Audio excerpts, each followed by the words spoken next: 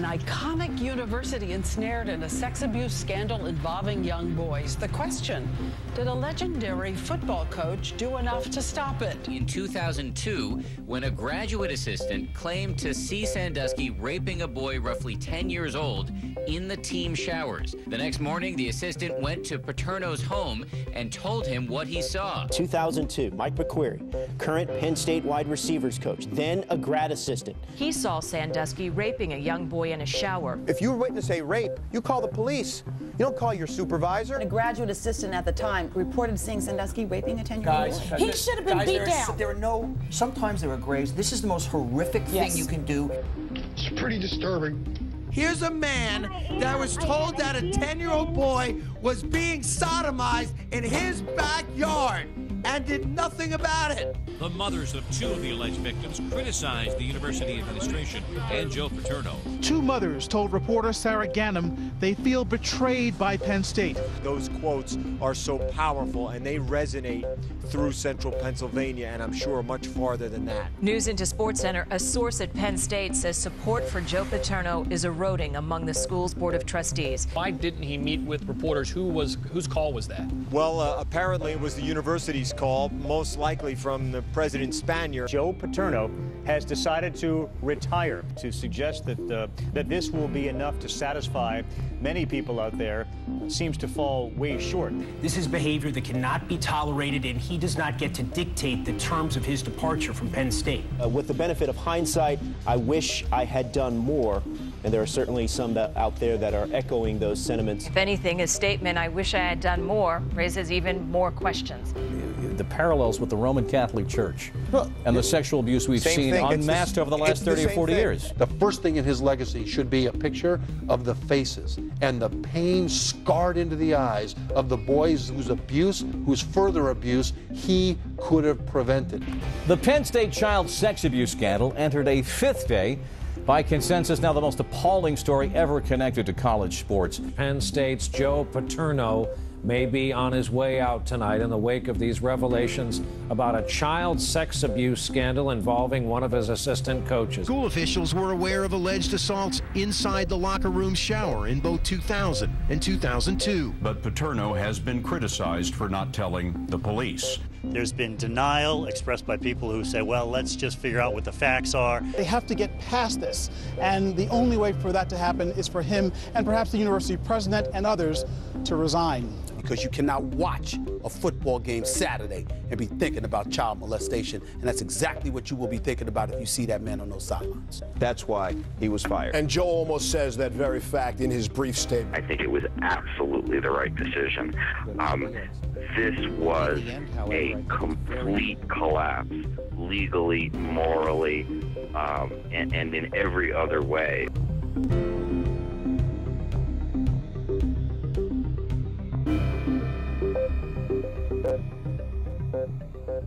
People think they know the story of the Jerry Sandusky scandal, but they don't. The media created a largely false narrative to fit their own agenda.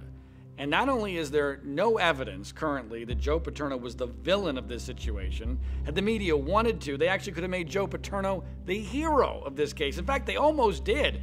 On the day of the indictments, Sarah Ganem, who would later win a Pulitzer Prize for her coverage, wrote a story with a clear source. Headline, Penn State coach Paterno praised for acting appropriately in reporting Jerry Sandusky sex abuse suspicions. That's stunning in retrospect. As that article said, he was being praised.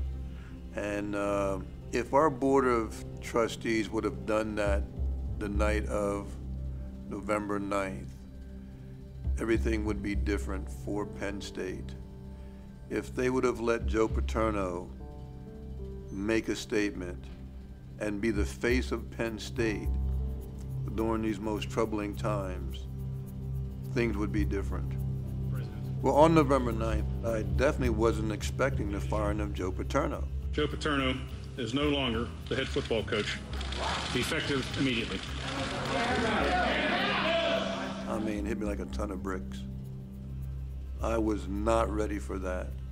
I couldn't believe what I was watching. I was shell-shocked.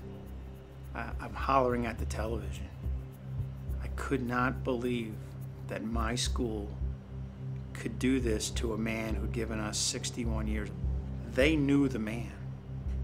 And for them to throw him under the proverbial bus based on a 23-page document to me was unfathomable. I was outraged. I was fuming. I've never felt that rage and anger ever before. I can't describe the anger I felt at that particular moment, and you know that's still with me. And that's not going to go until we get we know what happened here. And I texted Dave Joyner, one of the board members and former teammate of mine. I texted him, "Can't believe you guys did that. You guys are a bunch of wusses. You know, you guys, you know, don't have any strength, and I just can't believe that you did that." I am a bit puzzled by the timing of the presentment. I am doubtful that there weren't some consequences intended beyond indicting Jerry Sandusky and Tim Curley and Gary Schultz. The Attorney General putting those words, anal intercourse, in the presentment was completely careless, and to me it was highly unethical to kind of go outside the bounds of what was actually testified to. We now know, months later, that the presentment had a very significant error in it, in that the presentment states that Mike McQueary reported anal rape. We know that that's just untrue. And so I wonder, because I have to believe that the prosecution also knew that to be untrue, I wonder how that happened. Certainly as an attorney and as a former prosecutor, it really raises a lot of questions to me of what's really going on here. Why would they put that in here? Now it didn't matter what the truth is. They painted this lie as a truth. And now people have this in their mind, and this is what they're picturing. And I can understand the outrage. Ironically, one of 3 charges for which Jerry Sandusky is acquitted revolve around that charge of Mike McQueary witnessing anal rape.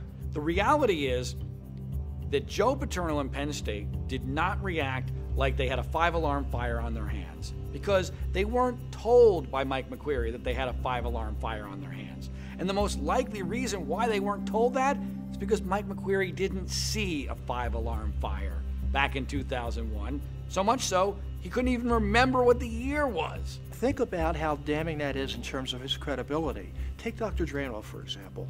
He's a mandated reporter for sexual abuse involving kids. And what he tells us is that Mike McQueary never said those things, never talked about sex or sex acts. I know he didn't see a sexual assault.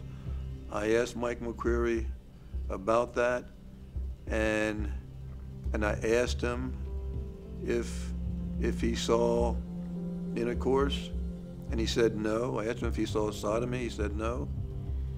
So he did not see any sexual assault. Having visited the physical space where the episode occurred, I have questions as to whether someone could have witnessed what they claim to have witnessed in the time frame they said this occurred. And I asked Mike, I said, "Mike, what did you tell Joe Paterno that day he went over there?" And he said, "Well, you know what, Franco, like I really wasn't able to explain things in detail because it's Joe." And so I really got the impression that, you know, he really couldn't say much to Joe, and that he didn't say much to Joe.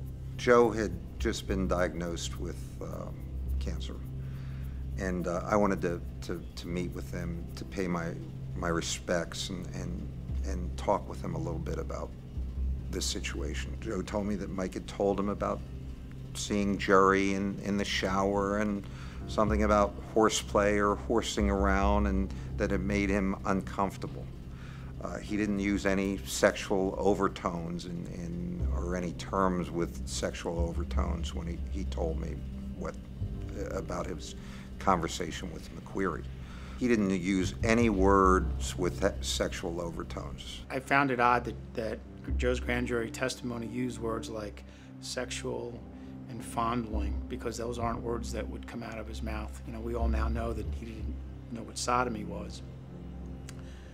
So it won't surprise me if we learn at some point that in preparation for his grand jury testimony, Joe spent time with some people to help refresh his recollection, because he did not remember the conversation in 2001. Well, the theory that Joe maybe wanted to refresh his memory and met with Mike McQueary to chat about his grand jury testimony, I think that may be very valid, and some of those terms may have seeped in there.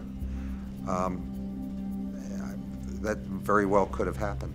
If something like that happened, then a lot of the entire case against Joe Paterno falls apart. Oh, yes. If it did happen, I think Joe should be, exonerated, certainly. Well, after speaking with Mike, I felt confident that he really didn't tell Joe much, and that Joe really didn't know anything. How could he call the police directly? I know Mike McQueary, but I would describe it as kind of a rocky relationship with Coach McQueary. We didn't always get along. I feel like my sophomore year, a lot of events transpired where I was falsely accused of things. I mean, I'm a academic All-American 2-time and graduated with like a 3.94 GPA, and they have me, trying to blame me for things that were occurring, off the field issues. I've never been in trouble in my life, and yet, Mike was wrongly trying to accuse me of some things, I think, and it, cost me some playing time at Penn State. It cost me some time. Based upon your experiences in a disciplinary matter with Mike McQueary, do you believe him to be trustworthy? In my case, no. I didn't trust him at that point in time, and even after that, I was always a little concerned about his motivation with everything. So I wouldn't be surprised if Mike McQueary's story ultimately in the trial, Curly Schultz, didn't hold, because you have other folks who will testify to what he told them. The most stunning thing we've learned in the last year is that the alleged victim in the Mike McQueary episode is on record saying that nothing ever happened. So much so that the prosecution now is trying to claim in court that he doesn't even exist. They would rather have there be no known victim in that episode than the person who is actually the person coming forward to say, I was in the shower with Jerry Sandusky, because he doesn't back up Mike McQueary's story, which is the only way you can make all the rest of this story make any sense at all. I think the Commonwealth found itself in a very difficult situation. The Commonwealth was aware that the person who said that he was number 2 had spoken to us and had given an exculpatory version of what happened, meaning that he said Jerry Sandusky didn't do anything sexual with him, not only that night, but ever. So you don't believe that victim 2 was abused in the shower that night? I do not. I never did. Jerry created a wonderful persona. It would have been unbelievable to believe that he was a pedophile. I thought I knew him very well. I spent a lot of time with him, and I couldn't conceive of him doing the things that he supposedly has done. And that's the way most people in State College viewed him. They viewed him as a saint. So he groomed the whole town. He got the whole town used to him seeing him around boys, so it wasn't anything unusual. And as a matter of fact, people looked at it as a positive thing. When the presentment came down, I was shocked. I had, in the year up to that point, I had tried to help Jerry to sort of sort through what he thought was going to be, how he was going to be attacked in the grand jury. And we had met several occasions and tried to figure out what he could be accused of. And he had about 3 events that he thought might be a possibility. He used to get calls from people who had testified at the grand jury saying, I said this, this, and this, so he had an idea what was happening. So Jerry tells you about these 3 episodes he's concerned about. Right. Why doesn't he mention the McQuarrie episode to you, do you think? I don't know that he even thought it was an episode. That's probably the best. And it may not have been an episode. He might have just been, you know, screwing around in the showers without, you know, any sexual aspect to it. And if that is the case, then all of this, from a Penn State perspective, has been much ado about not very much. That is correct. If that was the case, Penn State, Tim Curley, Gary Schultz, Joe Paterno, Graham Spanier should all be okay.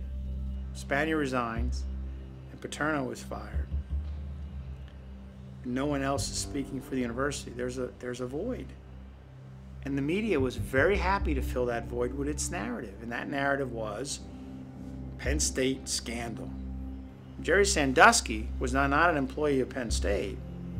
Jerry Sandusky was running the second mile. So what was their role in all of this, and why haven't we focused more attention on the second mile?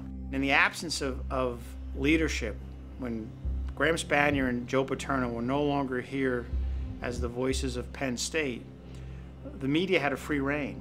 The media coverage of this case, I jump back to the week Coach Paterno was fired, November 2011, and I'm scared. 90% of what they said was false, complete fiction. I mean, I know all the players involved. It makes me kind of sad to live in a society where it's better to sensationalize everything to make money than it is to actually get the truth. So, a few days after this all broke, Jerry was arrested. The media was swarming the Paterno home. Jerry Sandusky, who worked out at the same gym where I worked out, Jerry and his wife Dottie came into the gym, worked out, walked out of the gym. There wasn't a single media person there. At the same time, Joe Paterno couldn't get in and out of his house without swarms of media being present. How difficult would it have been for the media to find Jerry Sandusky? Piece of cake. I feel angry beyond description related to the behavior of the media, ESPN, the hypocrisy of people like those on ESPN who seem to totally disregard what happened at Syracuse and their role and involvement in that. The amazing thing is people don't even know about the Syracuse case, and they certainly don't know about ESPN's role in covering that up. There was a tape that ESPN and reporter Mark Schwartz had for many years in which Bernie Fine, the pedophile from Syracuse basketball team until he was fired last year, his wife is speaking to one of the accusers admitting that she knows her husband was abusing him. And yet ESPN sat on this for many years, and the reporter who had the tape, Mark Schwartz, finds himself the day after Paterno's firing in front of Paterno's house moralizing about protecting the victims. Well, I think before we talk about the university and the football team, we have to talk about the victims here. So then somehow ESPN decides it's a great idea to have Mark Schwartz be the sideline reporter for the first Penn State home game after Paterno's death. I see this, I can't believe it. So I go down on the field after the game, after he's done his job, and I say, Mark, can I ask you a question? Can I just ask you a couple questions about the media coverage of Penn State? No. I want to ask you about the fact that you protected a pedophile for several years in the Bernie Fine case. Yes, ESPN did. Okay. You did. You had a tape. Good. So do you find that ironic that you're covering Penn State for a network that destroyed Penn State, Mark? You had more information than Joe Paterno did, Mark. Wow. So why didn't you act? Why didn't you act, Mark? Who is this guy? Why didn't you? You don't want to answer a simple question about why you don't think that you're a pedophile protector? You're supposed to be a journalist. You work for a network that destroyed Penn State, knowing far less than what you knew about Bernie Fine. Why is that, Mark? The media narrative, what sells is an icon being knocked down. It just does. And in the absence of any support by the institution that knew him best, it becomes a free fall. It's just so easy for them to assail Joe Paterno. It really is. You know, it's like a fight without an opponent. You sit there and you keep punching and nobody's there to fight back. Well, if you look at the media reaction to the Free Report. We had the press conference at 10 a.m. and it was supposed to come out at 9 a.m. and no one could really read and analyze an hour anyway. And then Louis Freeh just went over the summary. The press, everybody bought into it. And then what was really quite amazing when how many people used the summary and never really read the report. One thing that Paterno's supporters always maintained, and he himself maintained before he died, was that he had no knowledge of the 1998 investigation into Sandusky's misconduct, and that because he didn't know about it, that had no impact on the decision to allow Jerry Sandusky to retire, if you will, with an honorable discharge in 1999. According to the Free Report, that is not the case. Those were lies. And then you had other people base their opinions on that news report who just got their information just from the summary. And so it was ridiculous.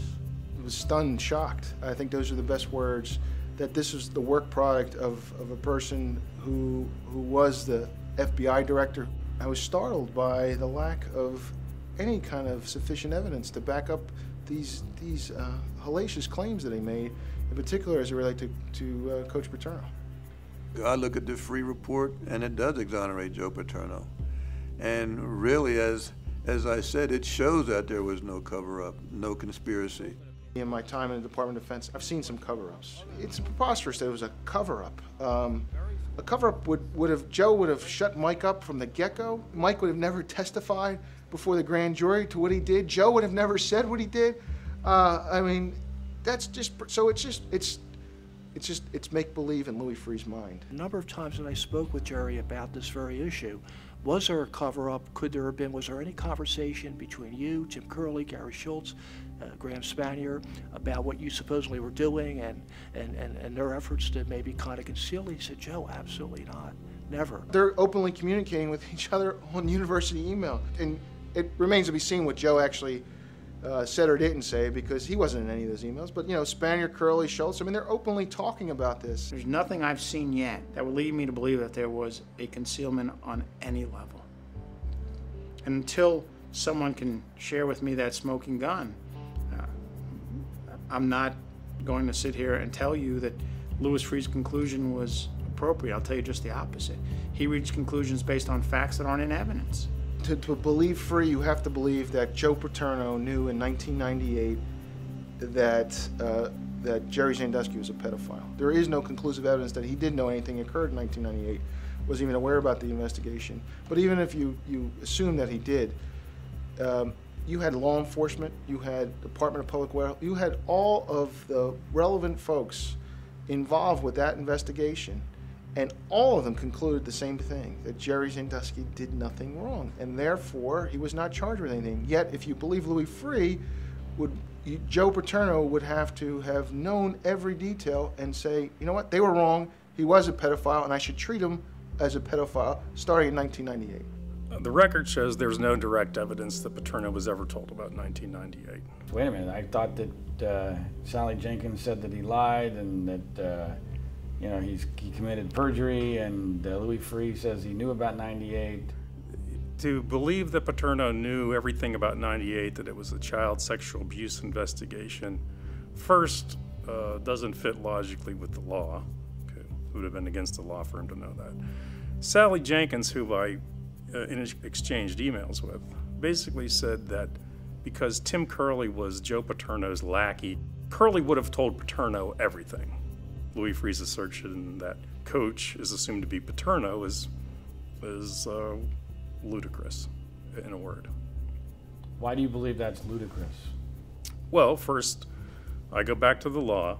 Who is the person who has to be informed within 24 or 48 hours of the incident? Jerry Sandusky. How was Jerry Sandusky referred to as by most people around second mile in the football team? He liked to be called the coach. Joe Paterno was known as Joe. I'm on the record early on when the Freeh investigation began as having said it should come as no surprise what the outcome will be. And it's going to be blame the dead guy and the three administrators aren't here anymore. That's an easy solution. I could have saved us $6.5 million and written that report then. But we had to wait, and in July, the report was released, and what did it say? Well, the dead guy and 3 administrators are guilty of concealment to avoid bad publicity. Oh well, I mean, that's a real shocker. Bad publicity, really, Coach Paterno really caring about bad publicity, I can't see it. Joe didn't care, good publicity, bad publicity. Joe was Joe. For people to say that Coach Paterno feared bad publicity is ridiculous to me, because when I was caught in a situation and I was being charged with aggravated assault against a police officer, it was a bad time for the university, it was a bad time for me, it was a bad time for Coach Paterno. The media really went after him. If he feared bad publicity, he would have got rid of me at that time. To say that he did that to avoid bad publicity, I mean, that's so absurd, yet how do you really answer that? I know in my heart that if Coach Paterno thought I had anything to do with this situation, he would have sat me fast. We had guys that could have came up and played behind me. I seen an instance where he sat 2 of the best players on our team because they didn't do well in school. It is impossible to believe that if he knew something like this occurred, he would be the last person to sit there and not do anything. That's not the Joe that I know, and certainly the Joe that thousands of us know, and it's just not believable.